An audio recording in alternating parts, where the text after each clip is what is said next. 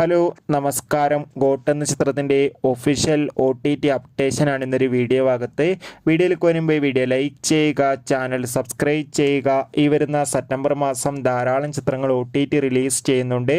Channel ഭാഗം പരിശോധിച്ചാൽ നിങ്ങൾക്ക് കാണാൻ വേണ്ടി സാധിക്കുന്നതായിരിക്കും. വെങ്കട് പ്രഭുവിൻ്റെ സംവിധാനത്തിൽ ദളപതി, വിജയ്, സ്നേഹ, പ്രഭുദേവ, ജയറാം എന്നൊക്കെ പ്രധാന കഥാപാത്രങ്ങളായ ചിത്രമായിരുന്നു ഗോട്ട്. ചിത്രം മികച്ചൊരു വിജയം തന്നെയായിരുന്നു. അതുകൊണ്ട് തന്നെ എല്ലാ സിനിമാ പ്രേമികളും ഒരേപോലെ ഗോട്ട് എന്ന ചിത്രത്തിൻ്റെ OTT റിലീസിനായി കാത്തിരിക്കുകയായിരുന്നു.